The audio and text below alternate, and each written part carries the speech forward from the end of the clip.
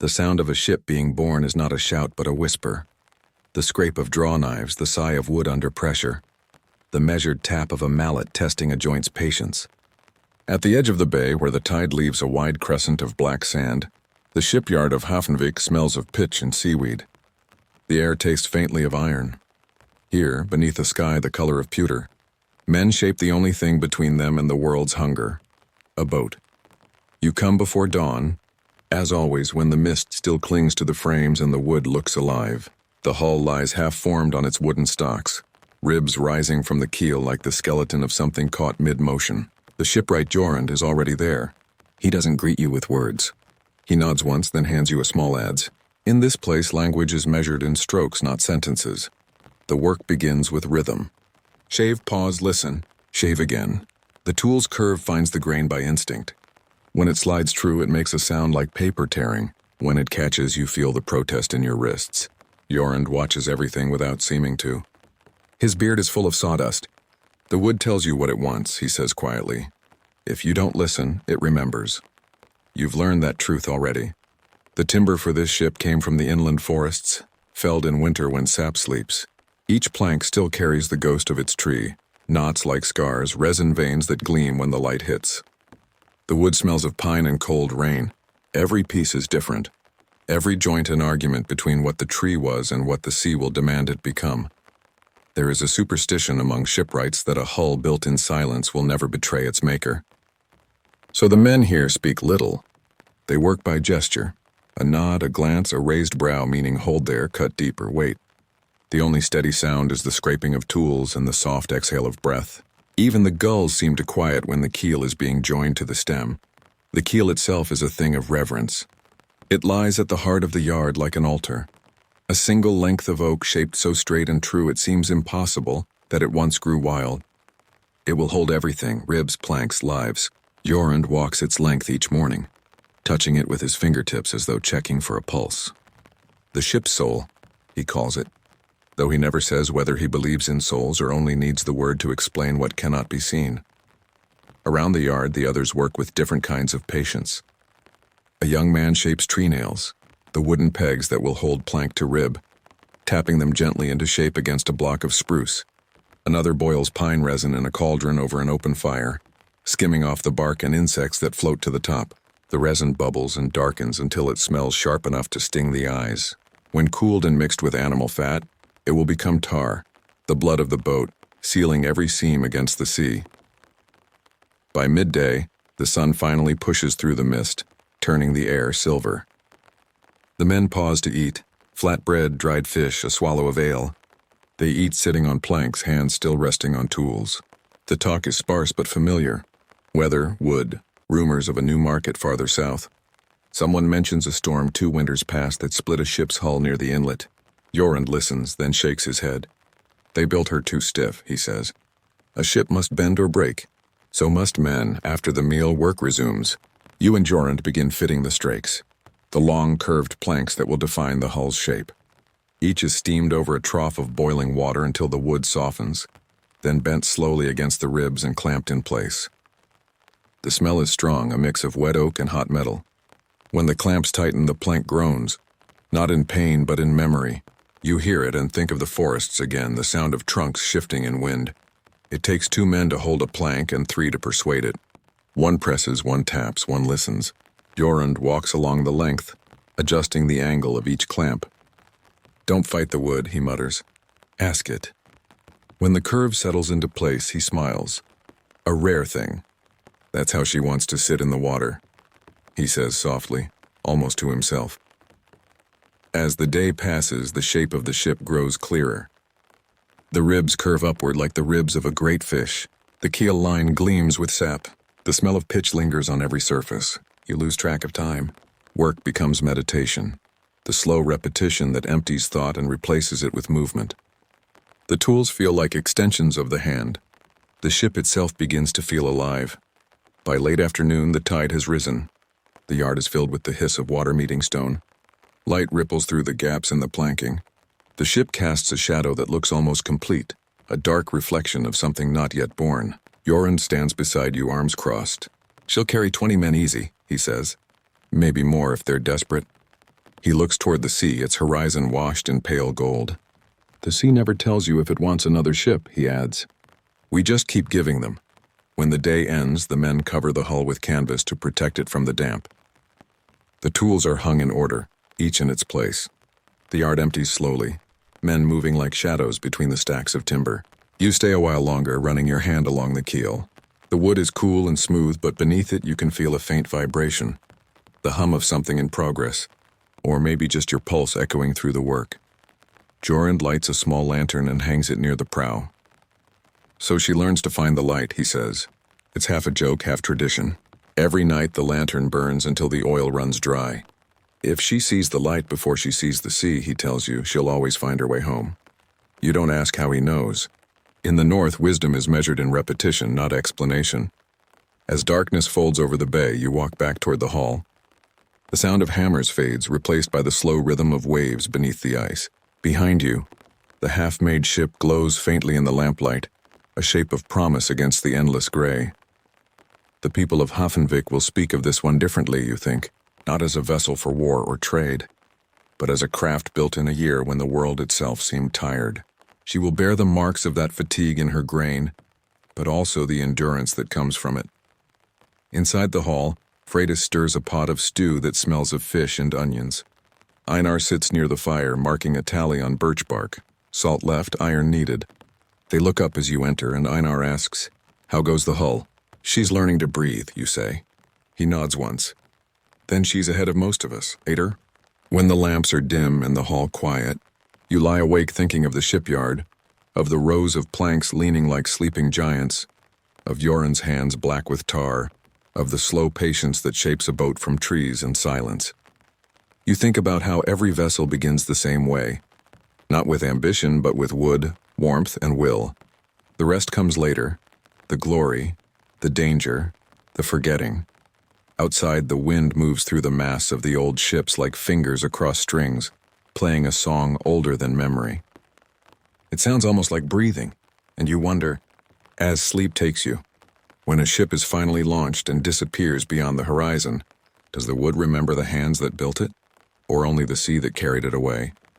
The snow along the shore has melted into veins of brown sand, leaving a smell of wet bark and pitch that hangs in the air like incense. The half-built longboat stands bare in the gray light, ribs dark with tar, the keel resting on blocks that creak softly with the tide's pull beneath the frozen ground. The yard feels less like a workplace now and more like a shrine, one dedicated not to gods but to persistence. You arrive before Jorund. The yard is silent except for the faint tapping of ice falling from the planks as the sun begins to climb. You run a hand along the curve of the hull.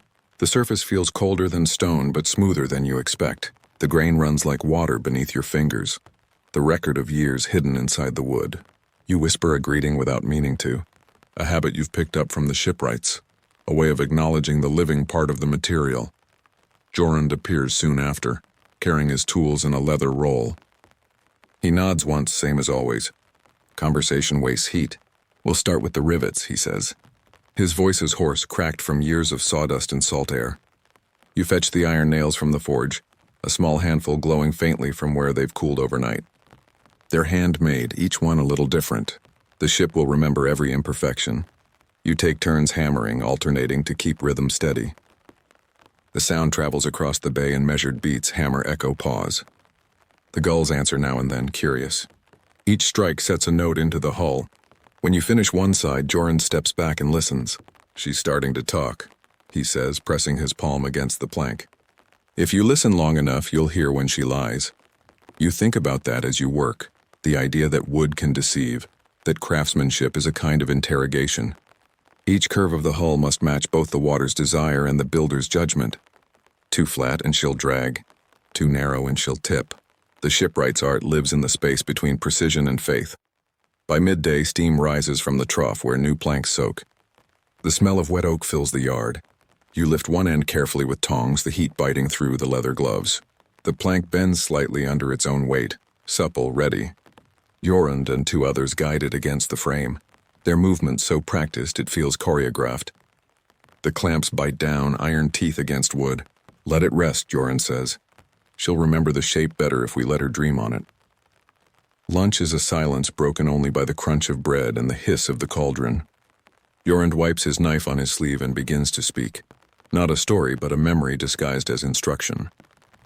My father built boats farther north, he says. Shorter days, rougher seas. He said a good ship is like a woman who can forgive you, flexible enough to survive your mistakes. He snorts. He didn't know many of those. You ask what happened to his father. Jorund shrugs. The sea took him, or the years did. Same end either way. Then he points at the hull. That's why we build careful. Every mistake has a tide waiting for it. After the meal, you mix fresh tar. The recipe is older than anyone alive. Pine resin melted with ash and oil until it turns the color of honey in shadow.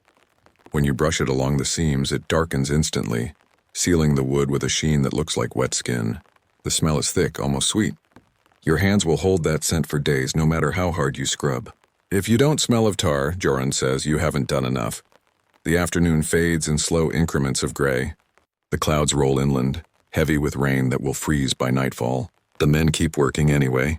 Tools flash briefly when the light breaks through. The boat's shape has turned graceful now. A long, lean body meant to slice rather than ride the water. Even half finished, it has presence, the quiet arrogance of something that already knows its purpose. As you plane the upper strake, fine curls of wood spiral to the ground. Each shaving catches light for a heartbeat before disappearing into the dust. You pause to watch them. Jorund notices. That's the ship's breath, he says. Don't sweep it away too soon. When the wind stirs, the shavings scatter like feathers. You wonder how many unseen pieces of old ships ride the air, turning with the seasons from craft to soil to forest again. Toward evening, a visitor comes down the slope from the hall, Einar wrapped in a thick cloak. His boots crunch on the gravel. He studies the hull for a long time without speaking. She's lighter than the last, he says finally. Will she hold in rough seas? She'll dance on them, Jorund answers. Einar nods, half satisfied. We'll need her ready before the river thaws fully. The south has iron waiting. Then tell the river to hurry, Jorund mutters. Einar smiles faintly. The river doesn't listen to me either. He touches the prow with one calloused hand as if greeting a living thing, then turns and leaves. The men watch him go, then return to work. Authority, like weather, is acknowledged but rarely obeyed in the shipyard. As dusk thickens, Jorund lights a single torch and sets it in a bracket beside the hull. Its flame paints the planks gold, making the ship seem carved from fire instead of wood. The light wavers across the resin, alive. We build by day so she knows the sun, he says, and by night so she learns the dark. A ship that knows both will never lose her way. You suspect he says it for himself as much as for you. Rain begins to fall. Cold, hard, metallic. It hisses when it hits the hot tar. The men pull canvas sheets over the tools, but no one leaves. They keep working, bareheaded, until Jorund calls enough. Let her sleep, he says. Wood remembers better when it's tired. You help douse the forge and hang the hammers. The air cools quickly, turning the smell of tar into something brittle. The rain softens. When you step back, the boat's shadow ripples in the puddles around the stocks. For the first time you can imagine her afloat. The curved ribs reflected perfectly in the dark water, as if the sea is rehearsing for her arrival. Back in the hall, Freydis teases you about the pitch stains on your arms. You'll leave your mark on everything you touch, she says. Maybe that's the point, you answer. She smiles, tired but genuine. Then make sure it's worth leaving. Later, as the settlement sleeps, the rain turns to sleet. You lie awake listening to it strike the roof. Each patter is a heartbeat of the world outside. Each gap between strikes a small silence waiting to be filled. You picture the ship in the yard, cloaked and dreaming, her ribs collecting droplets that freeze into beads of clear glass. You imagine Jorund asleep beside his tools, one hand resting on the adze as though afraid it might vanish. In your mind, you see the finished vessel already, her prow rising like a question against the sky, her planks gleaming dark as oil, her sail smelling of wool and wind. You can almost hear her first sigh as she meets the sea, the creak of rope, the slow shift from weight to motion. It is strange, you think, how something built for travel can feel like belonging. Outside, the sleet eases. The night returns to stillness. The ship sleeps, the builders sleep, and the sea, waiting just beyond the frozen shore, breathes softly under its skin of ice, and you wonder, as you drift into that same quiet, When the first wave lifts her from the shore, will she remember the silence that made fragments, or only the hands that let her go? Its breath. It exhales in small groans that roll beneath the shipyard. The yard itself smells different now. Less of smoke, more of earth. Wet sawdust clings to the soles of your boots, and the air carries the faint sweetness of decay. It is the season when wood darkens, iron rusts faster, and the gulls sound like arguments overhead. The longboat stands nearly finished. Her ribs are hidden now beneath sleek, tar-black planks. Her prow rises high and narrow, the carved head of some patient creature staring toward the horizon. There are still no eyes carved on her. Jorund insists that comes last. A ship shouldn't see the world until she's ready to face it, he says. The final weeks are a blur of precision. The men fit the mast step into the keel, the heart meeting its spine. Ropes are spun from horsehair and hemp, heavy and coarse. The sail, woven through the long winter nights, hangs folded in the hall like a sleeping wing. Every task feels sacred, each completed part a small act of faith. You can sense the boat's impatience growing with your own. Jorund moves slower these days. His limp has worsened. His right hand shakes slightly when he lifts a hammer, yet his eye misses nothing. I'll not see another one this fine, he says, half to himself, half to the hull. If the sea takes her, she'll know she was well made. You nod, unsure what comfort that offers. In the north, pride and fatalism are often the same emotion. The day before the launch, Einar arrives to inspect. He walks the length of the hull, tapping the planks with his knuckles. Each knock gives a different note, deep near the keel, hollow near the ribs. He listens carefully, then turns to Jorund. She'll ride high, he says. She'll ride true, Jorund corrects. Einar grins faintly. True enough to carry salt and not water? If the sea agrees, Jorund replies. That ends the inspection. At dusk, the builders gather around a small fire by the prow. There is bread, ale, and silence. The conversation circles back to other launches. Boats that returned, boats that didn't. No one speaks the names of the lost. To name them is to invite the sea's attention, and the sea already knows too many. Instead, Jorund lifts his mug. To the hands that made her, he says simply. And to the hands she will carry. The others drink, eyes lowered. After the fire dies, you stay behind with Jorund. He runs his fingers along the prow's curve, tracing the lines as if memorizing them. Then he picks up a small knife and begins to carve. The wood curls away in pale ribbons. Slowly, a shape emerges, not a dragon or serpent as many ships bear, but a stylized wave curling forward. No need for teeth, he says. She's meant to move, not fight. When he's done, he sets down the knife. Now she can see. The next morning dawns windless. The sea lies flat, gray as hammered pewter. A mist drifts over the shore. The people of Hafenvik gather quietly. Even those with no part in the building come to watch. The women with shawls pulled tight, the children wide-eyed. The dogs bark once, then fall silent. The boat rests on its greased logs, ready for the slide. Tar glistens along her hull, reflecting the muted light. Ropes are coiled and waiting. Jorund stands by the prow, a bundle of dried herbs in his hand. He tosses it beneath the keel. For luck, he murmurs. No one asks which god it's meant for. Einar raises a hand. Let her go. The first shove comes from 6 men at once, shoulders braced, boots sliding. The hull resists like a sleeping giant, then shifts an inch, then another. The sound is deep, a groan through the timber, through the ground itself. More men join in. The logs roll. The rhythm builds. Someone grunts a wordless chant. The ship moves faster now, momentum carrying her toward the waiting water. When the keel meets the sea, there is a sharp hiss, almost a gasp. The crowd exhales with her. The longboat tilts, steadies, floats. For a heartbeat, she seems to hesitate, then settles, her reflection stretching perfect across the bay. Jorund stands with both hands on the prow, head bowed. You've seen him angry, tired, cold, but never like this.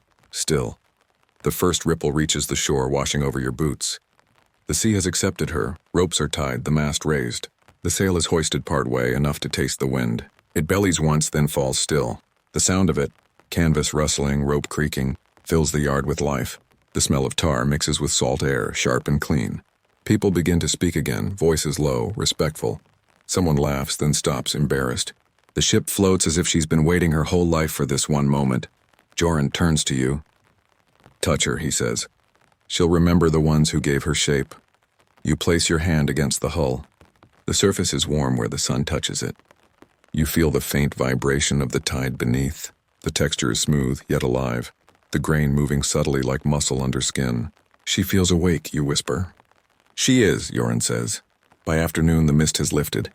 The sea lies open, calm and endless. Einar orders a short trial, nothing more than a loop across the bay and back. You and 5 others climb aboard. The boat shifts, accommodating your weight. The oars rest in their locks, their handles polished from years of other hands. For a moment, no one moves.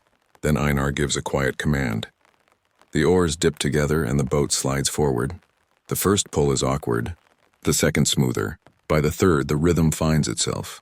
The sound of wood and water, the soft rush under the hull, the hiss of air past the sail. It's music made from everything you've spent months shaping. The boat glides faster, cutting through the gray surface as if it remembers this motion from before it was built. The shoreline recedes. Hafenvik becomes a small smudge behind the stern. You look at Jorund. His eyes are on the horizon, unreadable. The wind catches his beard.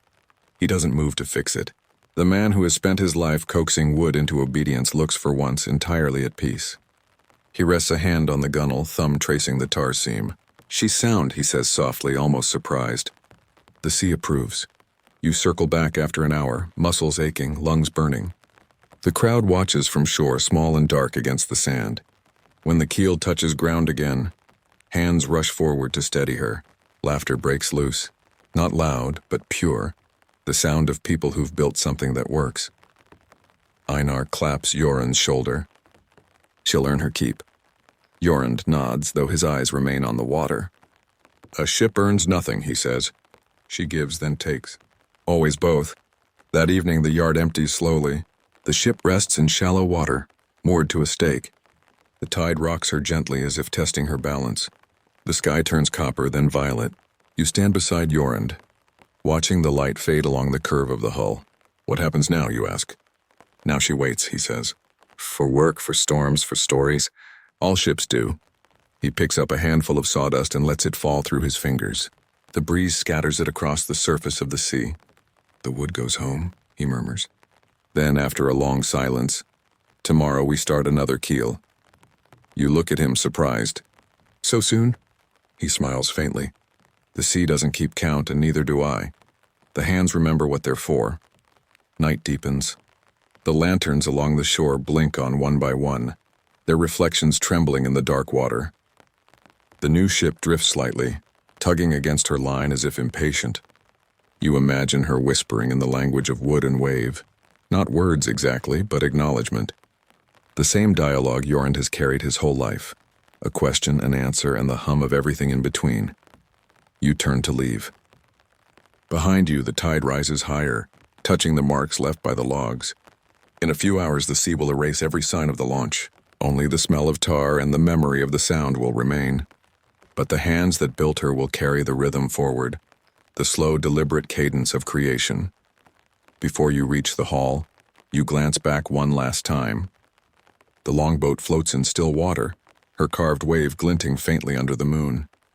For the first time, she looks truly alive, not because she moves, but because she belongs, and you wonder, as the night swallows the last glow of her lantern, when the builders are gone and the sea has claimed their work, does the world remember the hands that shaped it, or only the motion it left behind? The forge begins before the dawn. When the hall is still half asleep and frost still whitens the door hinges, the first sound that cuts the silence is the strike of hammer on iron, a dull, perfect note that wakes the day. It rings once, echoes through the rafters, and fades into the smell of smoke. You follow that sound to the small stone shed behind Hafenvik's hall. The air inside is a storm of heat and shadow. The forge itself glows the color of blood behind the bellows, the fire breathing each time the smith presses his foot to the tread. Sparks burst upward, die midair, and settle into the soot-black roof like brief stars that forgot where to go. This is Sverre's world, blacksmith, toolmaker, and keeper of the settlement's patience. He's a wide-shouldered man with a beard singed at the ends and wrists corded from decades of weight. His face is streaked with soot that no water ever fully removes. He doesn't look up when you enter. Bring wood, he says simply. You obey. There's no rank inside a forge. The heat pushes against your chest like a wall. Your eyes water. Sverre positions the iron with tongs, a bar the length of his forearm, already red from the fire. He lays it across the anvil, turns it once, studies the color. When the hue deepens from orange to yellow-white, he nods. Then the hammer rises. It falls with a sound that seems to shape not just metal, but time itself. Each blow has a pulse. It isn't anger. It's discipline. 3 strikes, a breath, 2 lighter taps, a return to the fire. The rhythm never breaks. In a place where winters stretch like sentences and trade slows to a crawl, rhythm is what keeps men from drifting into sleep. In the blacksmith's shed, rhythm becomes language. The villagers call him the quiet one. But that's not right. He just saves words for things that can't be forged. He teaches mostly by gesture. A nod for enough heat, a tilt of the hammer for too thin. You learn quickly that silence in the forge is not absence. It's instruction. The smell inside is its own memory. Burning pine, hot iron, old sweat, and something sharp and mineral that you can taste even hours later. It clings to your skin, follows you into dreams. Freydis once said she could tell how hard the smith worked by the smell of her husband's clothes when he came home. Sverre had only smiled. "I work until the day forgets my name," he'd said. "Then I stop. Outside, the morning grows pale, but the forge stays its own color. You pump the bellows until your arms ache. The fire roars, licking at the sides of the crucible. Sverre plunges a rod into the coals, waits, then draws it out again. The metal sweating light. He shapes a rivet first, then a hinge, then a small knife whose edge he tests against his thumb. When it draws a thin line of blood, he nods in approval and wipes it clean on his apron. In the north, blood is proof of honesty, not failure. At midday, he lets the fire rest. The two of you sit by the doorway, steam rising from your clothes. The air outside feels like cold water after too long in heat. Sverre eats with slow, deliberate bites. Bread, smoked fish, a sip of ale. He stares at the horizon as if reading weather from the color of the sea. "People think the smith shapes the world," he says quietly. "They forget the world shapes the smith back. The heat gets inside you. You start to move like iron, slow when cold, quick when struck." You nod, though you're not sure he needs an answer. After the meal, he turns to work on something heavier, an anchor ring for the new ship down at the yard. The ring must be strong enough to hold against both current and luck. He begins with 2 rods of iron, twisting them together while they're still red. The metal moves like clay in his hands, muscle guiding molten strength. You hold the tongue steady while he hammers the ends flat. The sound becomes a kind of chant, clang breath, clang breath. Each echo folds back into the next until it feels eternal. In the doorway, a small crowd gathers. Children peer in, wide-eyed, watching the sparks. One of them asks Freydis if the smith is making stars. She laughs softly. "In a way," she says. When Sverre hears her, he smiles without stopping his work. "Stars rust slower," he mutters. By evening, the ring is finished. Black, solid, perfect. He quenches it in the trough. The hiss fills the room, steam curling upward in ghostly ribbons. You smell the moment the fire's breath meets water's patience. When the steam clears, the ring lies dull and dark, yet beautiful in its simplicity. Sverre lifts it, inspects it once, then hangs it from a peg on the wall. "It'll hold a ship," he says, "and if it doesn't, it'll still remember trying." The day ends the way it began, with one last strike. He shapes a final nail, small enough to seem trivial. "Every roof stands on nails like this," he says. "People remember the beams, the carvings, the ships. Never these. But without them, everything falls." He sets the nail aside carefully, like a coin placed on an altar. As you clean the tools, the forge dims to a deep red heartbeat. The air cools, the smoke settles, and for a moment the world feels balanced, metal and man, fire and breath. Sverre leans against the anvil, eyes closed, face gray with ash. He isn't praying. He's listening. The forge crackles softly, answering in its own language of pops and sighs. A conversation older than any hymn. Outside, night has swallowed the settlement. Only the forge glows and a single ember in the dark throat of the bay. You watch it from the path, the smoke rising in thin blue spirals toward a sky thick with stars. Somewhere far away, the new ship rocks gently against its moorings, the anchor ring cooling in silence. You breathe in the scent of iron one more time, feel it settle in your chest like memory. It smells of work, of warmth, of the things people never sing about but always need. And you wonder, as the forge finally sighs itself to sleep, when men stop building, will the earth still remember the shape of hammers, or will silence learn to forge its own kind of metal? The second week of thaw brings a new tone to the hammer. The air outside is softer, damp with meltwater, but the forge stays loyal to its heat. Smoke curls lazily from the vent in the roof, staining the wood above it blacker with every passing season. Inside, time does not pass the way it does elsewhere. It moves in circles and from fire to anvil to quench and back again. Sverre begins before sunrise, as always. You hear him from the hall, the distant heartbeat of the settlement. Every strike has its echo, and every echo seems to call people to their waking tasks.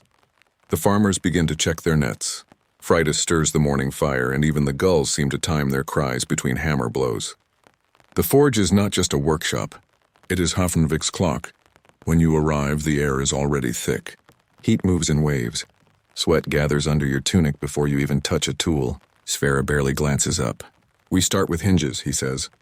The hall door groans like an old drunk. He hands you a strip of bar iron, heavy but familiar. It will become 2 hinges and perhaps a latch if the metal allows. You've learned to treat iron not as an object but as a mood. It has good days and bad ones depending on the weather, the heat, and your patience. The hammer finds its rhythm easily. Tap, quarter turn, tap. The edges curl obediently, glowing dull orange. Sparks land on your arm, sting, fade. The noise fills the room until thought itself becomes percussion. Sverre works beside you on a blade longer than usual, his strokes deliberate. For Einar's nephew, he says between breaths. He wants to hunt next season. He does not add what both of you know, that most northern blades are meant less for hunting and more for protection when trade goes wrong. Hours pass unnoticed. You only realize it's midday when light spills through the open door, turning the smoke to ribbons of gold. Sverre stops pumping the bellows and stretches his back. We'll rest, he says. He wipes his hands on a rag so black it no longer remembers its color. The two of you sit on the step outside, staring at the slow drift of the sea. The sound of ice cracking somewhere down the coast echoes faintly. He tells you then, almost absently, how he first came to Hafnvik. There was a storm, he says. Our ship broke near the inlet. I was a deckhand then, not a smith. The village needed tools more than another oar puller, so they gave me a hammer. I never left. You ask who taught him. He smiles thinly. The fire. You learn fast when your mistakes can burn your face off. The wind shifts, carrying the smell of tar from the shipyard. For a while, neither of you speak. Then Sverre adds, iron's the same everywhere. What changes is what people ask it to become. When you return inside, the forge feels like stepping into another season. Summer in miniature. The heat wakes the blood. Sverre sets to work on something different, a plowshare. He explains that it must be hard on the edge, soft in the spine, like a man who survives both hunger and marriage. The joke lands dry but warm. He shapes the glowing metal into a crescent, hammering until the sparks form a halo around his arms. The ring of iron fills the small shed with a strange holiness. At the quenching trough, he pauses. Listen, he says, lowering the plowshare into the water. The hiss rises sharp and furious, echoing like a cry. That's the sound of tempering, he says. Too quick and it cracks. Too slow and it bends. Everything worth keeping needs a little pain to hold its edge. The water clouds clears and stills. The smell of steam and iron mingles clean and bitter. Later in the afternoon, Fridas comes to the door carrying a wooden cup of ale. She hands it to Sverre without a word. He drinks, wipes his mouth, and nods in thanks. She lingers, watching the fire. You'll ruin your eyes, she tells him. They were ruined long before you knew me, he replies, smiling under his beard. There is affection in the banter, a small warmth that the fire alone could never make. When she leaves, he says softly, that woman's kept more of this forge alive than I have. Every nail she brings me, every pot she scolds me for burning, that's the real metal. You catch the line and store it away. In Hafnvik, such sentences are rare gifts. The light outside fades into gray. The forge changes color with it. The coals deeper red, the air darker. You pump the bellows again, steady, feeling the air rush through the leather lungs into the mouth of the fire. The glow brightens, then steadies. Sverre shapes small things now, hooks, hinges, pins. The world's held together by things nobody notices, he says. We make the noise and everyone else gets the silence. By nightfall, the door hinges are finished. You fit one to the hall door while the metal is still warm. The groan that once accompanied every push becomes a soft sigh. Einar tests it twice, then smiles, a rare expression. It's strange, he says. I never realized how much sound we'd grown used to. You think of the forge and its constant ringing.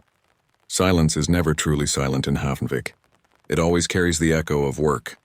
You return to the smithy for cleanup. Sverre stands with his back to the fire, hammer resting on his shoulder. Tomorrow we make arrowheads, he says. They're smaller but less forgiving. Like people, you ask. Exactly like people. He chuckles once, then turns to bank the coals. The light dims, fading from orange to sullen red to a final thread of gray. In that moment, the shed looks ancient, a cave, a womb, a memory. The smell of iron hangs heavy, metallic, and warm, the scent of human endurance distilled. Outside, night gathers slow and blue. You breathe the cool air and feel the ghost of heat still pulsing from your clothes. Behind you, Sverre's forge breathes out one last sigh as he closes the vent. For the first time all day, the settlement feels colder. You pause on the path, listening to the faint hiss of the tide meeting rock. The same elements, fire, water, air, stone, are working in endless negotiation. You realize that the blacksmith's work is not just craft but conversation. An old dialogue carried forward by hands that no longer need words. And you wonder, as you look back at the now dark forge, if someday no one remembers how to strike iron true, will the mountains keep the secret inside their ore until another hand rediscovers it? Or will the silence finally cool for good? The sea mist creeps back into Havenvik before the first light. It rolls through the settlement like breath, softening the outlines of roofs, blurring the thin trails of smoke that rise from cooking fires. In the forge, the mist and smoke mingle until they become the same thing, air thick with memory. Sverre is already there, moving through the haze with the slow confidence of a man who has done this too many times to need sight. He is quieter than usual this morning. His movements are deliberate, almost ceremonial. He places logs one by one into the firebox, spreads them with a poker, then adds the charcoal as if feeding an animal. When the flames rise, his face glows orange, his eyes two dull coals reflecting the larger blaze. We'll finish the plow today, he says.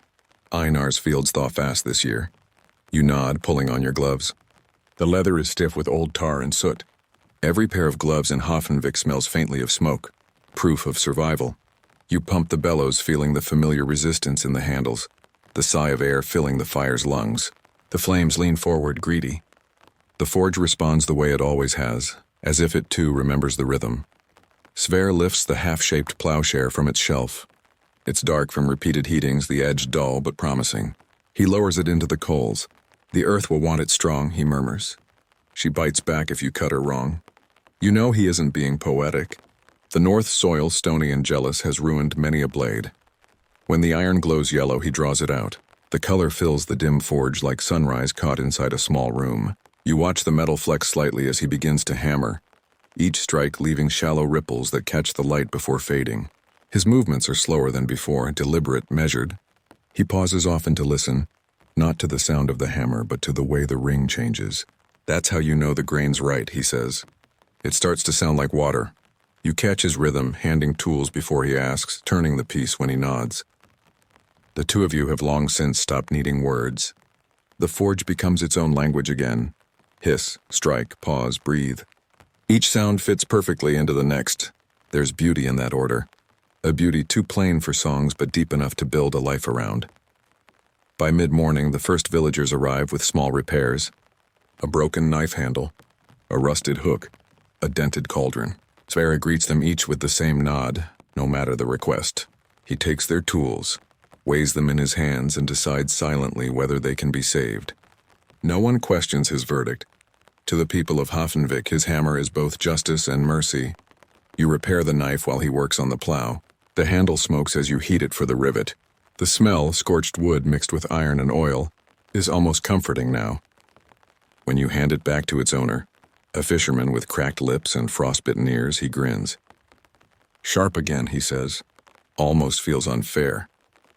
Sverre doesn't look up from his work, but you can see the corner of his mouth tilt upward. By noon, the forge is a storm of sound. 2 hammers, 1 rhythm. The door stands open for air, and the mist outside shimmers with sparks. Freydis brings bread and salted meat wrapped in linen, setting it on the bench near the door.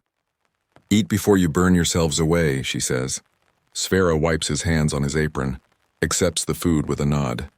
Fire eats first, he replies, throwing another log on the coals. We get what's left. The meal is short.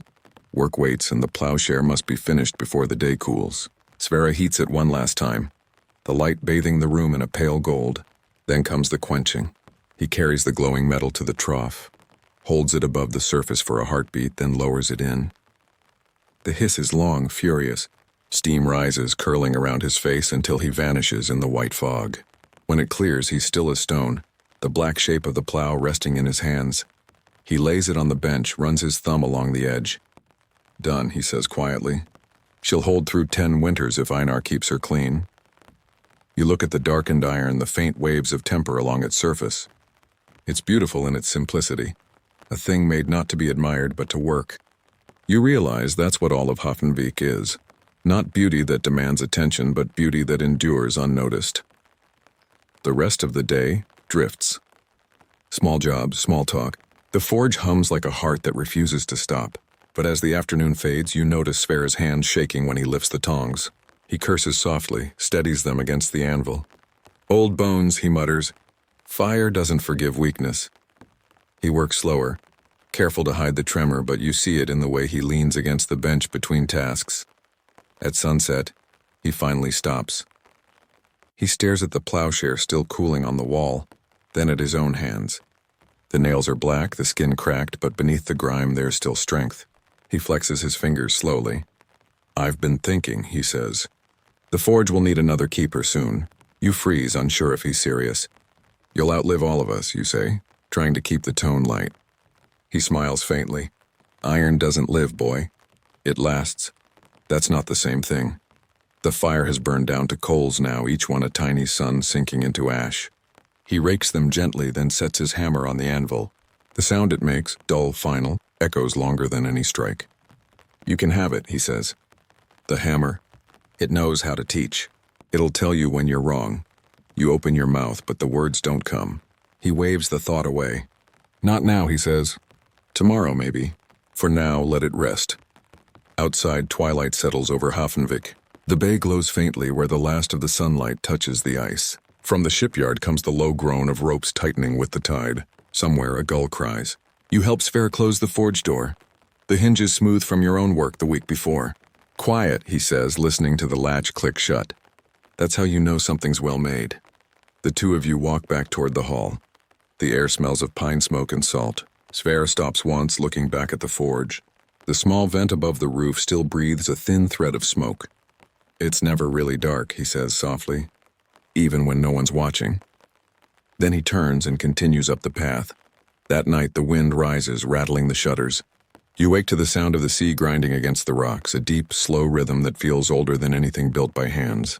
The forge's glow is visible even from the hall, a faint red pulse through the mist. You watch it until your eyes grow heavy again, the light flickering like a heartbeat trying to decide whether to stop. In the morning, the forge stands cold. The coals are gray, the anvil dusted with ash. Sverre's hammer rests exactly where he left it, handle pointing toward the door. On the workbench beside the finished plowshare lies a single nail, small, perfect, gleaming faintly as if it has been newly polished. No one knows when he placed it there. The villagers gather quietly. Einar lifts the hammer, sets it back down again.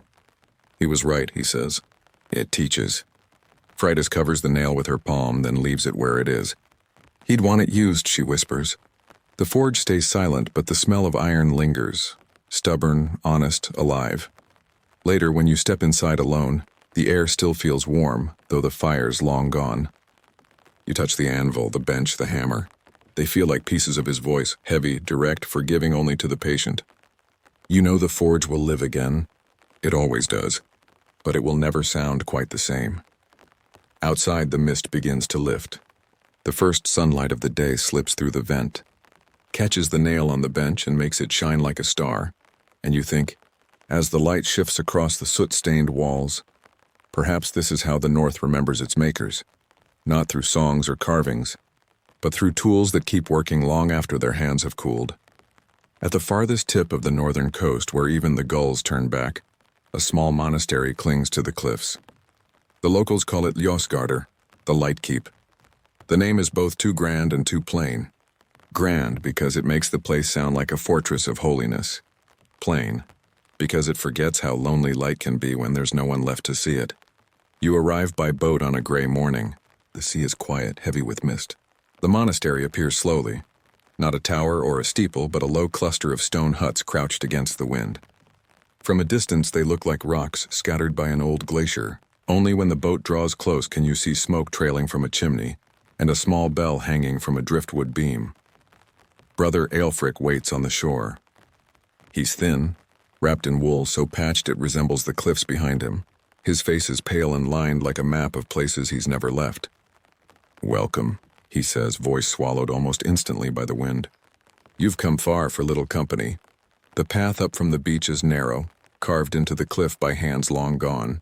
You climb slowly, your boots scraping wet stone. The air smells of salt and cold ash.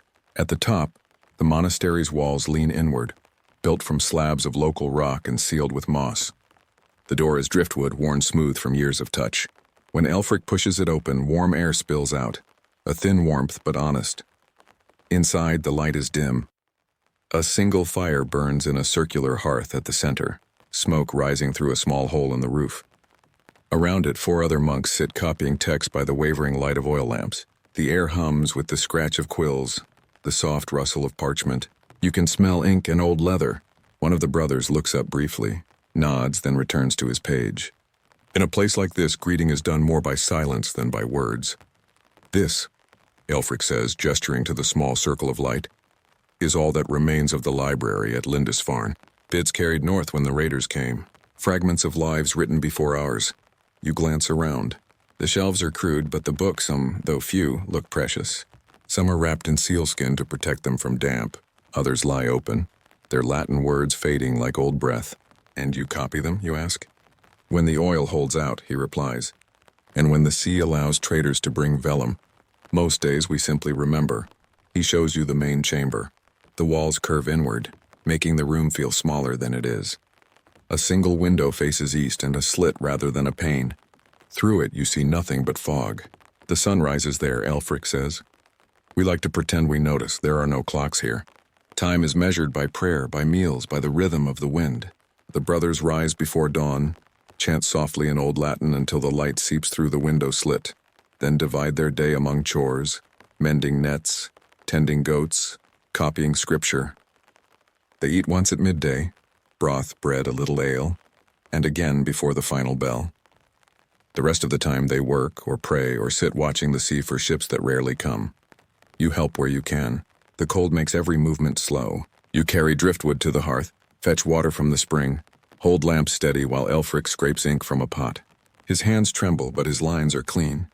Each letter he writes looks deliberate, reverent, as if he's afraid the words might slip away forever. "Ink freezes," he says once, smiling faintly, "so we keep it close to the heart." After a few days, you begin to understand why the people of Hafenvik call this place the edge of the world. It isn't distance, it's stillness.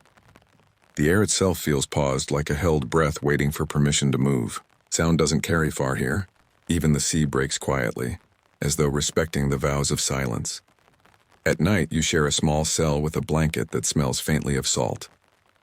The stone floor holds the day's chill. Through a gap in the wall, you can hear the sea whispering against the rocks below. Slow, steady, eternal. Sometimes you think you hear voices in it, words in a language older than Latin. You tell Aelfric once. He smiles. That's just the sea reading us back. The days blend into each other. Work, prayer, the scratch of quills, the shuffle of sandals. The monotony should be suffocating, but somehow it isn't. There's peace in it. Not the joy of discovery, but the comfort of preservation. The monks don't seek to change the world. They only keep it from being forgotten. One evening, a storm rises suddenly. The wind hits the monastery like a drumbeat. The lamps flicker. One blows out, plunging half the chamber into darkness. Aelfric moves quickly, shielding the fire with his cloak. "Keep the oil safe," he says. "If it goes out, we wait until dawn." The brothers work silently, closing shutters, securing the roof beams. Outside, the sea roars. Inside, the fire bends sideways but holds. When the storm eases, they sit again, hands trembling from cold, and Aelfric begins to read softly from one of the rescued texts. A homily about patience written by a monk dead 4 centuries. His voice is thin but steady. "It says," he murmurs, "that to guard light and darkness is the oldest work of man." He looks around the circle. The world outside calls it boredom. We call it worship. No one answers. They simply listen. To his words, to the sea, to the slow, uneven breathing of the fire. The smell of oil, salt, and wet wool fills the room. You close your eyes and understand that even silence can feel like warmth if you hold it long enough. When the reading ends, Elfric replaces the book in its sealskin wrapping. He sits back, his face lined with exhaustion. "We're not saving souls," he says quietly. "Just sentences. Sometimes that's enough." The next morning, you wake early and step outside before the bell. The air is sharp and blue. The horizon has cleared for the first time in days. Across the gray expanse of water, the sun rises, not bright but steady. The stone of the monastery catches the light and glows faintly as if exhaling. You realize the monk's name for this place isn't arrogance after all. It truly is a keep of light. Fragile, flickering, persistent. Inside, the brothers begin their chants, voices low and imperfect. The words rise with the smoke from the chimney, twining together before dissolving into the sky. The sound carries farther than you expect, down to the sea, where the waves catch it and carry it outward. You watch until the light touches your hands, and you think, perhaps the edge of the world isn't where the land ends, but where people stop remembering to tend the flame.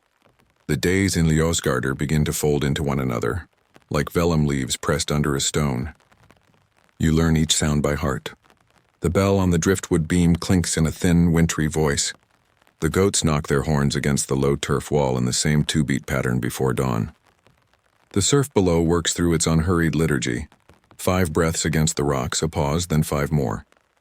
The monastery's quiet is not absence, but repetition. Patterns that hold their shape so the mind does not fray. Brother Elfric walks the perimeter wall every morning with a stub of chalk tucked in his sleeve. Where the winter has fretted away mortar, he leaves a pale mark for later repair. He does not hurry.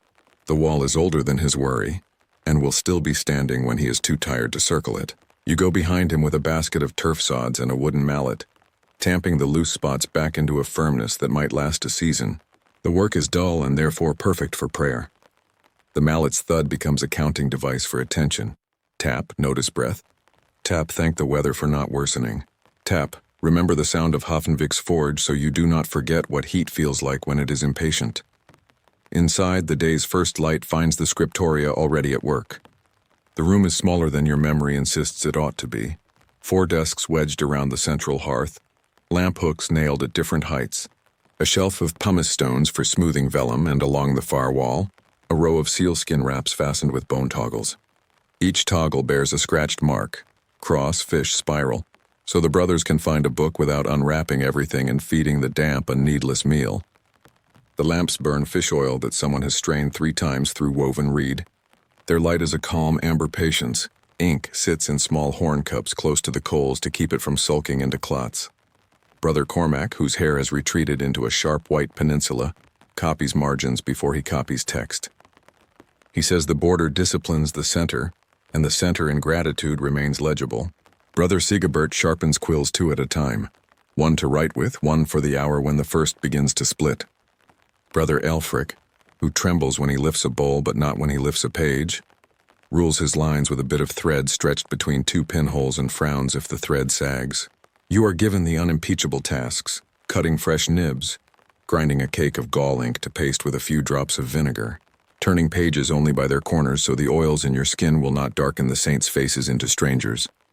The texts themselves are a colony of survivors, a homily whose first leaf bears soot scars, the memory of a church roof that burned 3 owners ago, a psalter whose binding cords have been replaced with twisted seal gut, a fragment of bead, only 3 leaves, where the end of a sentence is carried away by water damage and replaced by a later hand with words that are correct in grammar but not in music.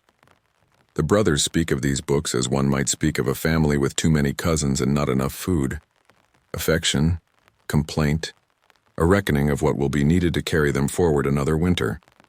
On the 2nd week, the wind shifts and the fog lifts, and from the slit of the east window you can see a rocky islet a 1/4 mile off. Brother Cormac says monks once lived there too, before stones slid and the goat path failed. He points out the black smudge where a beehive hut used to be. You imagine the silence on that smaller stone and decide the silence here is already a full-time occupation. When weather allows, 2 brothers descend the cliff path with nets and return with enough fish to flatter the midday pot. The nets are coarse and patched as if they were lessons that never quite took. You help mend them on the lee side of the wall where the wind can only peep over the top and complain. The knots have names, and the names are small prayers. Shepherd's eye, saint's wrist, Jonah's pardon. Brother Sigebert teaches you to keep your thumb crooked so the loop's memory stays true. If the knot remembers, the hand can forget, he says. Then the mind is free for better work. In the garden hollow, the monks coax food from the slow soil. Seaweed mulches the beds. Frost hides and then admits defeat. Leeks a handful of late cabbages, herbs that prefer poor ground to conversation. The bell that marks sext rings while you are teasing a stone out of a trench. The stone is the size of a seal's head and the same obstinacy. Brother Elfric smiles when you present it like a trophy. We will use it in the wall, he says. Here, even the stubborn end in service. The work of light is not all copying and mending. It is also keeping the dark in close but manageable terms. At Vespers, the brothers chant a psalm whose melody never quite resolves, and you feel the usefulness of notes that lean into a question. After, Elfric reads a list he keeps tucked into the back of a missal. Oil stores. Vellum counts with imperfections noted. Cords that must be replaced. A reminder that the goat shed's latch warps when it rains. The names of 2 fishermen from the last boat who promised to return by the next new moon, with a sack of barley, and a reel of twisted hair for binding. The list is long, and it does not ask to be admired. It only wants to be done. When storms come, they do not ask permission to pass. They arrive with the full grammar of wind and remain until they have made their point. On such a night, the roof skin flutters and the lamplight becomes a living thing that trembles when someone breathes. The bell is taken down lest it grow hysterical. You sit with Elfric by the hearth, the 2 of you holding a sealskin curtain closed over the door as if the entire ocean has a habit of forgetting it is not invited indoors. Over the din, he tells you a story in a voice that never quite leaves its library tone. When he was young, a raiding band came to a monastery down the coast. They took silver, then food, then manuscripts when they realized those also looked valuable if you carried them like trophies. Later, on their way back to their boat, they abandoned the books in a dune because of the weight.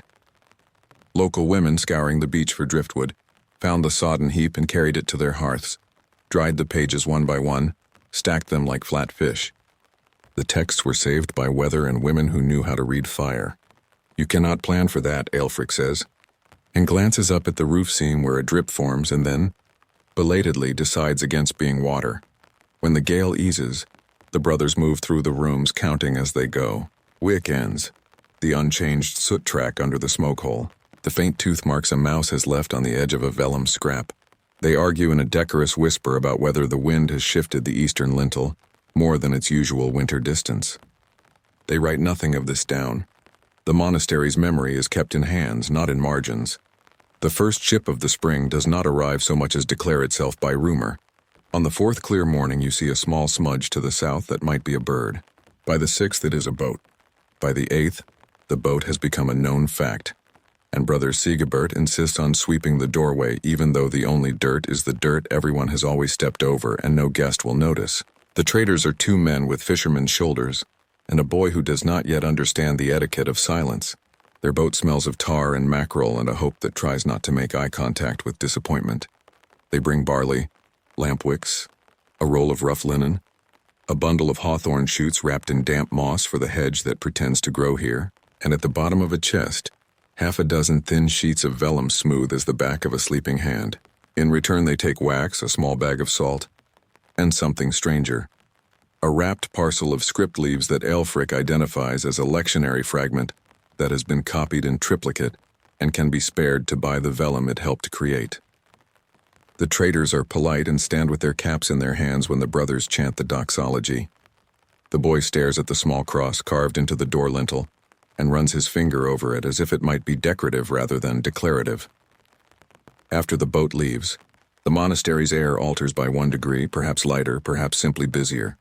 Brother Cormac sets the new vellum to rest under a slab to discourage its curl, while the damp works itself out. Brother Sigebert claims the roll of linen and invents a need for new lamp aprons. He cuts monotony into neat shapes and announces improvements no one can quite prove. Elfric takes the hawthorn cuttings out to the garden hollow and plants them in a line that only he can see, naming each with a saint whose feast day lives somewhere in the hungry months. In the afternoons, Elfric allows you the smallest pleasures of the scribe.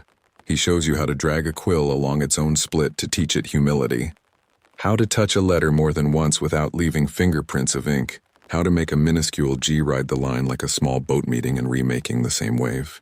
He lets you correct a single smudged mark on a margin. Scrape, smooth, blow the flecks away, patch with the suggestion of a new stroke that behaves as if it had always been there. When you succeed, his face brightens not with pride but with relief. Relief, you realize, is the monastic form of joy. On a clear evening, Brother Sigebert brings up a brass basin, the only bright object in the monastery that is not fire, and sets it on the wall top to catch sky. He says the stars come early in the reflection. You watch as the light drains out of the western seam, and the first prickles of white show themselves in brass before they are brave enough to claim the upper world. He tells you the words for constellations the way he copied them from a book he admires but distrusts. Bear, harp, plow. The names are a marriage of two cultures that pretend they do not know each other's songs. You decide there is no better image for Leosgarder than stars rehearsing in a basin while wind scolds their ambition. When the fog returns, it returns as if it were a resident whose bed has been kept warm. The sound of the sea disappears first, then distance itself. It becomes easy to believe the monastery floats. The brothers shorten their errands between rooms as if wasting steps might irritate the gray. Aelfric, who measures the day by the east-slit sting of light, smiles and says the world has folded its wings and is resting. You sit by the hearth and practice letter forms on scraps that will later become lamp shims. There is a holiness in using the imperfect for work the perfect refuses to learn. At Compline, the night office, the brothers do not chant so much as hum. Their voices are not trained and do not aspire to be. They move through a melody that would not persuade a child to sleep if it weren't attached to the kindness of the men who sing it. After Aelfric reads a sentence from a book he keeps always near at this hour. Lux in tenebris lucet, et tenebrae am non comprehenderunt. He does not translate. He does not need to. You have spent enough time here to grasp that the Latin is merely the crust on top of a common loaf. When you wake in the middle of a night that has decided never to be morning, you hear the small domestic noises of endurance, the goat stamping one hoof in a dream, the mouse that has anointed itself librarian in the stores, the ash in the hearth learning the difference between ember and memory. You step into the corridor and realize the fog has come inside and is considering applying for a cell. The lamps are set low, a careful sting of light in each, and near the doorway someone has placed a polished stone to keep the draft from sneaking under. The place feels like a pocket, a piece of light turned inside out and hidden where the world cannot bully it. A week later, on a day the fog permits distance, a lone figure appears along the cliff path. He wears a hood and a traveler's awkwardness around his knees. His pack is large, and from it protrudes the corner of a wooden tablet bound in hide. Aelfric greets him with the generosity of someone who recognizes both effort and hunger. The man is a priest from farther south, sent inland with nothing but curiosity and a letter from a bishop who remembers the northern fringes when he remembers them. He carries with him a small book, a single gospel, in a hand unlike any you have seen, more round than sharp, more eager than disciplined. He wants, he says, to trade this for any duplicate you can bear to lose, and if not, to sit in the corner and copy whatever page Aelfric will allow. They feed him, and then they sit him at the spare desk with a horn of ink and the good quills. He copies in silence slowly, his attention wearing the honest face of a beginner who suspects what he loves is larger than his vocabulary for it. When he finishes a paragraph, he lets out a breath as if surfacing. Aelfric brings him a scrap to practice capitals on, and does not smile when the man confesses that the letter R has always made him feel judged. It judges us all, Aelfric says, and then accepts our apology. When the priest leaves 2 days later, he takes nothing he did not bring except permission to return, and the suggestion of how to ask the traders for lamp wicks that do not contain too much ambition. In return, he leaves the small gospel on the shelf, a gift without insistence. The brothers wrap it in sealskin and write the donor's name on the toggle with a bone point. The name is long and the letters lose their nerve near the end, but it is now part of the monastery's breathing. Aelfric begins to tire earlier in the day. He hides it when he stands before the lamp and holds a page up to check the evenness of the ruling. He cannot hide it on the path when the wind decides to test knees. He refuses to let anyone else carry the chalk. To mark the wall, he says, is to promise to mend it. You slow your pace behind him and do not take the chalk even when it drops from his sleeve and makes a small, important dot on the path. You come to understand that the gift of Ljósgarður is not what it saves, but how it saves it. One line, one knot, one lamp at a time. The monastery cannot protect the north from hunger or storms or markets or kings. It does not pretend to. It keeps a vocabulary alive. The words for patience, for margin, for listening to a page until it tells you where it wishes to be strong. When traders come, they carry away a tone, not a doctrine. When they do not come, the brothers carry the tone to each other like a bowl of broth. Carefully, so it does not spill. On your last evening before returning to Hafnvik, you climb to the wall with Brother Sigibert and his brass basin. The wind is light. The sea has relearned its gentler voice. The basin gathers sky the way a good book gathers silence. You watch the moon rise first in metal and then in air. It looks closer in brass, farther in world. Sigibert says this is always true of reflected things. He could be speaking of stars or texts or the human wish to be remembered longer than the weather remembers a name. You carry a sealed bundle down to the boat at dawn. A duplicate page wrapped against salt. An extra wick stuffed in the tie as a joke that is also insurance. A corner note from Elfric in a hand that knows both humility and exactly how wide a margin must be if the future is to have room to make its corrections. He walks you to the top of the path, gives you the chalk-stained blessing of a man who has given away his authority to routine, and says only, "Tend the light." The sea meets you at the launch with the untheatrical welcome of a friend who has never been good at greetings. You push off, and the monastery shrinks to a seam in the cliff face, then to a stitch, then to the suggestion of mended stone. The bell does not ring. The wind would steal the sound and spend it on the water. You do not need it anyway. The rhythm of the oars is chant enough, and your pocket holds the smell of ink, the way Hafnvik's clothes hold iron. As the shore of home thickens from gray to features, you think about the quiet arithmetic of Ljósgarður, the way it counts in lamps, in margins, in the small audacities of preservation, and you ask yourself, in a voice meant more for the future than for today, if the books survive but the habit of tending light does not, what exactly will we have remembered? Winter returns without ceremony. It simply arrives one morning when the air decides to stop pretending to be soft. Frost settles on the lintels. The bell rope stiffens into a frozen coil. The sea below the cliffs loses its rhythm and turns glassy, as if exhaustion has finally stilled it. Ljósgarður, the light keep, shrinks once again into silence. Brother Elfric's steps have grown slower. He still walks the wall every day, though now it takes him until sex to finish. The chalk marks come fewer and shakier. You offer to take the basket, but he only shakes his head. If I stop walking, he says, the wall forgets I'm here. And when it forgets, the wind will remember. So you walk behind him, collecting the small bits of chalk that fall and crumble on the stones, each fragment a pale measure of his endurance. Inside, the monastery continues its rhythm: fire, chant, ink, and prayer. The lamp wicks burn shorter now. The fish oil supply runs low. Brother Sigibert trims the lamps with a miser's precision, cutting the threads at angles that make them last another hour. A good flame, he says, knows how to be humble. The brothers eat less. They talk less, but the copying continues. You've learned their pace so well that you can tell who's writing by sound alone. Cormac's pen scratches fast and sharp, impatient to reach the margin. Sigibert's moves with measured pauses, each letter deliberate. Elfric's glides tremble slightly at the start of a line, then steadies as though faith itself steadies his hand. One afternoon, you find Elfric seated by the eastern window slit, the Gospel of John open before him.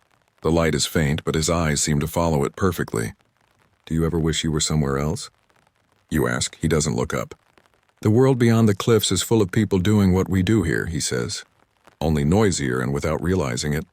They trade, they fight, they build, they bury. All of it is a kind of copying, an imitation of what they remember being good once. He turns a page carefully, the parchment whispering like a wave. We just copy more slowly. By midwinter, the storms return. The sea below turns from glass to iron, then to a shifting skin of gray foam. The wind howls through every crack, and the fire struggles to keep its breath. The monks seal the east window with waxed linen, turning the chamber into a womb of smoke and whispers. They still chant the hours, but now their voices sound like echoes from inside stone. You spend nights stoking the fire while they sleep. The coals pulse faintly, the same color as the blood that moves sluggishly in your hands. Sometimes you catch yourself staring into the flames until they blur into shapes, the curves of letters, the lines of distant faces. When fatigue takes you, you dream of ink flowing backward, words unwriting themselves, light retreating into the page. One night, Aelfric wakes coughing.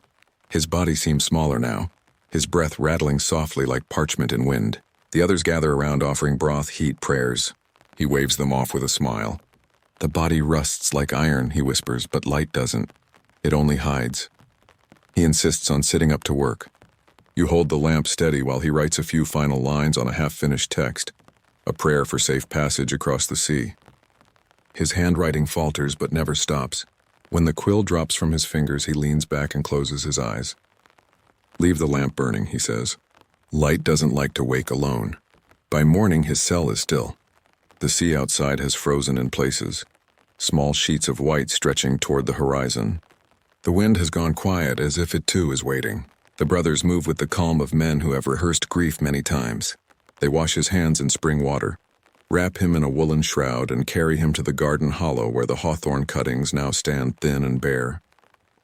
The ground is too hard for digging, so they build a cairn of stones instead.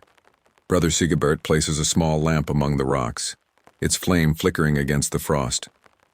No one speaks. The silence itself performs the rite. That evening, you sit alone by the hearth. The fire burns low, casting long shadows on the walls. The others sleep, their faces softened by exhaustion. You pick up Aelfric's quill, still stained with the last ink he used. The tip is split, the point dull, but you can't bring yourself to mend it. You dip it in the ink and write a single line in the margin of his last page. Lux custoditur in manibus mortalibus. Light is kept in mortal hands. You set the quill down, close the page, and let the silence settle. Outside, the lamp on the cairn burns until the wind takes it, then smokes quietly into the dark. Spring comes late that year. The ice breaks one morning without warning, a deep crack that rolls through the cliffs like thunder. The sea exhales mist, the color of pearl. The goats bleat as if startled by the sound of water remembering its name. When the first trader's boat appears on the horizon, you almost don't believe it. The monks gather at the shore, squinting into the light. It's a small vessel, patched with tar, carrying 2 men and a bundle of salt. They bring oil, parchment, a flask of ink, and, unasked, a message from Hafnvik. The new longboat survived its maiden voyage and will trade again in summer. You think of Sverre, of the ring and hammer and the smell of iron, and realize that each place you've known is a different version of the same endurance. The traders stay long enough to eat broth and listen to Sigebert's gentle scolding about the proper way to store lamp wicks. Before they leave, you hand them a small parcel wrapped in sealskin, Aelfric's last text, copied and sealed. For anyone who still remembers light, you tell them. They nod, not fully understanding, but they take it with care. That night, the monks relight every lamp.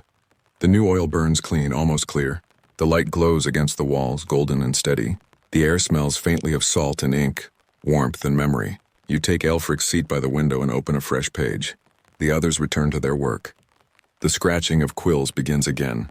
The same sound, the same rhythm, as though nothing has changed. And yet something has. The light feels fuller, more deliberate, as if aware of its own fragility. When dawn breaks, the first true sunlight in months spills through the slit of the east wall. It lands directly on the open page before you, illuminating the ink as it dries. The letters shine like wet metal, then fade into permanence.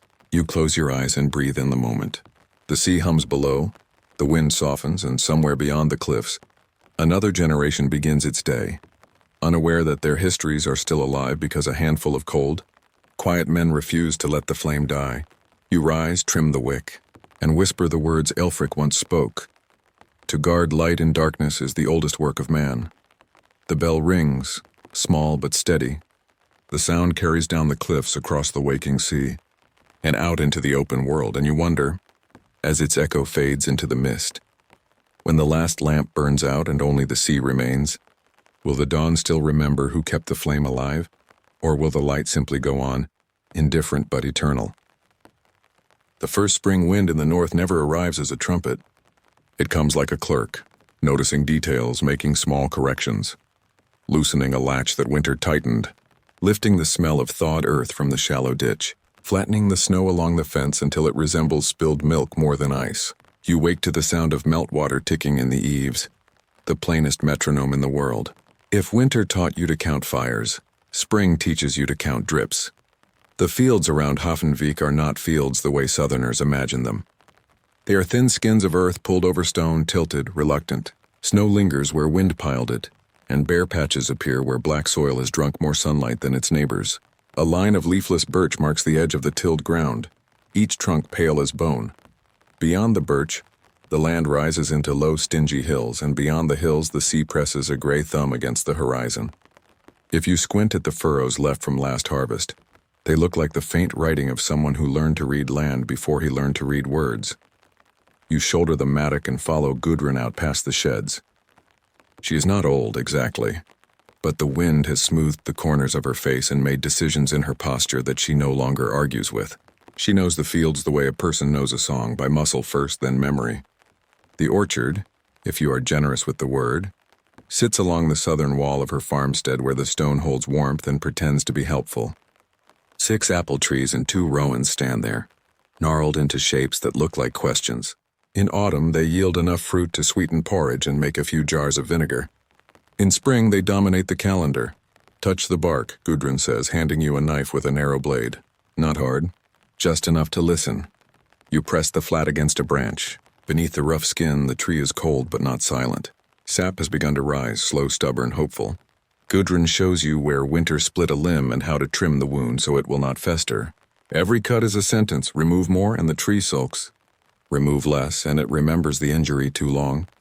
This is a talking craft, she says, but the tree does most of the speaking. You prune in a rhythm that takes the morning. Sun pushes from behind a rack of cloud, weak but honest.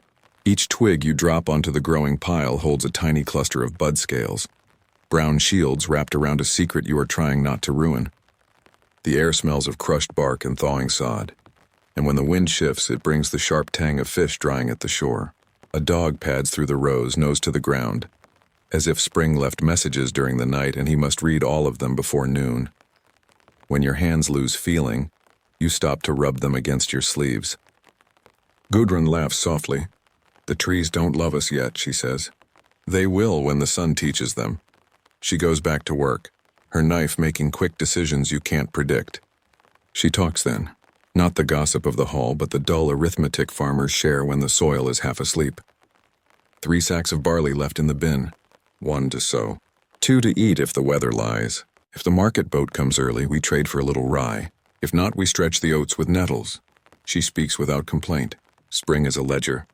You don't argue with its columns. By midday, the clouds lower again and a brief, petty snow begins. Flakes like ash, more opinion than weather. You and Gudrun drag the pruned limbs to a corner and stack them into a brush fence to discourage goats who never met a boundary they respected. From here, you can see the rest of the farm's work impersonating patience. The plow turned on its side with last year's soil still married to its blade. The harrow teeth bright where winter rubbed them clean. The seed chest tied shut against mice who consider themselves part owners. A little wind kicks grit into your teeth. Spring puts dirt into everything. Food, laughter, sleep. So the first rain can wash it back into place. After a bowl of broth, you join Bjarni and Thora at the lower meadow, where the ground was least frozen. The meadow is generous by northern standards, a patch where the soil lets roots discuss ambition. Bjarni carries a forked stick, Thora a coil of line. They are measuring strips for sowing, though the seed is still days away from soil. We count with string, Thora says. String remembers better than guesses. She knots the line every 7 paces, her paces steady as a metronome, and sets small sticks at the row's ends. Where stone rises under the turf, she shifts the line and hums as if apologizing to the earth for expecting too much. The plow needs repairing. Its iron shoe has loosened, the rivet chewed thin by stubborn ground. You take it to the forge, still carrying Sverre's smell, though his hammer lies where he left it. The new smith, a careful man named Hallkel who speaks to metal as though it were an easily offended neighbor, refits the rivet and files the edge until it holds a strict line. Stone is honest, he says, handing it back. It will say no to your face. Earth lies. It smiles until you're tired and then keeps your blade. You thank him with a nod and a mention to Einar about nails, because every season in Hoffenvik begins and ends with nails. Back outside, Gudrun shows you the seed chest. Inside, bags are tied and marked in a code she doesn't need but keeps anyway, because memory should be shared with wood. Barley in the largest sack, oats in two smaller, a handful of rye like a rumor of southern generosity, and a packet of cabbage seed so light it feels like a dishonest measure. Each bag smells different, the barley warm and dusty, the oats faintly sweet, the rye like iron. She lifts a handful of barley and lets it pour back. A thin shining stream that has nothing to do with money and everything to do with time. We borrow from last year to pay this year and hope interest is kind, she says. You walk the upper field where snow retreats and pauses. Last year's straw lies matted, pale as memory. In the ditch, water shivers but does not yet run. Bjarni joins you with a wooden rake and begins combing the stubble to encourage air to confess the soil's temperature. Painstaking is the point. He rakes around stones over stones, sometimes simply to hear the gentle scratch that says the ground is listening. Frost has a long tail, he says. It holds on even when it pretends to leave. He shows you how to read the frost's retreat against the wall. Every morning the dark line of melted ground creeps higher by the width of a hand, then a thumb, then nothing at all when the wind changes. We sow when the wall and the ditch agree, he concludes. Not before. Chores multiply the closer you look. Thora scrapes lichen from the north side of the orchard stones to boil into a dye that keeps moths uninterested in stored wool. A child, Gudrun's son, Ketil, pounds last autumn's apples into a rough paste for vinegar, his mallet rhythm competing with the drip from the eaves. Someone mends the roof of the goat shed and someone else argues with a hinge the cold has taught bad habits. You carry buckets, fetch twine, fail to tie Thora's knot properly and tie it again. The son plays an old joke. It appears just when you stop expecting it and disappears when you set your back to a task that would be kinder under warmth. Toward evening, the light lengthens across the orchard and the world pretends at gentleness. Gudrun stops pruning and stands very still, knife lowered. Listen, she says. You hear nothing at first beyond the small domestic noises of a thaw, the tick of water, the question of wind. Then you catch it, a soft, intermittent tremor from the soil as if tiny bells were being rung somewhere underground. Roots waking, she says. It could be fancy. It could be true. It does not matter. The belief steadies hands. In the hall that night, the talk is not about gods or kings, but timing. If the wind goes east, the frost will return. If it goes west, the earth will open. Someone says the river has loosened near the bend. Someone else says a neighbor's cow calved early. Einar tallies salt and nails as if either could be sown. Freda sets a pot near the fire with the first nettles of the year, their sting subdued by boiling into a broth as honest as sunlight. The children fall asleep mid-story, faces pricked red by wind and work. You sleep with dirt under your nails and do not bother to remove it. Spring is permission to be untidy in service of order. The next morning opens with clear light. A wind from the south presses against your coat as if reminding you which way time moves. Bjarni sharpens the wooden seedboards and Gudrun checks the pricker, a simple roller studded with pegs to suggest rows to soil that prefers reluctance. Ketil chases chickens from the orchard and is only partially successful. The birds have their own ideas about stewardship. Halkel appears with a small jar of soot and grease. He smears it along the plow where soil will drag, turning friction into conversation rather than quarrel. You spend the day carting compost from a pile that has been performing chemistry quietly all winter. It is a good pile, layered in autumn with seaweed and straw, turned twice when thaw allowed, now steaming gently in the cold air like a beast that has accepted domestication. The smell is not pleasant, but it is a promise. You spread it thinly in places the soil remembers being bullied. You avoid the low corner where last year's rain proved its memory by drowning sprouts. Farming here is not conquering so much as negotiating. By afternoon, a band of cloud chews at the sun and spits sleet. The air smells metallic again, and the stones around the orchard exhale one more cold. Gudrun calls a halt. We let the land choose its temperature, she says. A sulking field grows grudges. You pile tools in the shed, hands aching, face salt-sticky from wind. Inside, Freydis teaches Ketil to patch a grain bag with thread made from nettle fiber. She tells him the thread is stronger if you twist it the same way your grandmother did. He rolls his eyes but obeys because fabric forgives less than grandmothers. That night, Gudrun sets a bowl on the table with a handful of barley in it. She taps the rim. This is our prayer, she says. No one bows. Instead, Bjarni begins to talk about fences. 2 posts rotted where they met the ground. A length of wattle has slumped and will invite goats if not corrected. He proposes weaving with last year's willow cuttings now pliant from thaw. The conversation is dull and therefore important. You understand now why spring evenings are for lists. The mind needs to be as orderly as the rose will be. On the third day of work, a small miracle occurs that no one names because naming it would make it shy. At noon, when the sun stares down without blinking, you spot a green suggestion at the base of a birch. It is not grass. It is not moss. It is the first blade that believes in itself. You point. Gudrun glances, nods, keeps pruning. Only later does she kneel and press 2 fingers into the earth beside it as if to take a pulse. Soon, she says, and stands. With the pricker you print the rose. The tool bumps gently over stones. Insists on rhythm where the land prefers improvisation. You walk behind it, counting under your breath, 6 steps, bump, turn. 6 steps, bump, turn. Thora follows with a small bag slung over her shoulder and a gesture that looks like blessing. A pinch of seed into each dimple, a twist of wrist to cover, a breath to settle. Kettle tries, fumbles, tries again. Spring's pedagogy is humiliation softened by the earth's refusal to remember. You sow barley first because it forgives. Rye waits because it argues. Oats argue and forgive, which makes them family. In the orchard you spread ash around the tree bases, just enough to teach ants politeness and give the soil a story about potassium. Gudrun hangs clattering charms in the branches not because she trusts them, but because birds do not trust clatter. Each charm is junk become tool, a bent spoon, a flattened ring, a shard of pot that sings when wind remembers it. Before dusk, Bjarni leads you to the bog edge. He carries a spade and a rope, and you carry 2 empty baskets. The peat cut last summer has settled, and now offers crumbs at the shoulders of the stack. He scrapes them into the baskets, not for burning, but for soil. A handful per row end, he says. It remembers water without keeping it. Farming here is an art of remembering without drowning. Back at the farmstead, the goats have managed a small crime. 2 branches on the youngest apple show fresh tooth marks.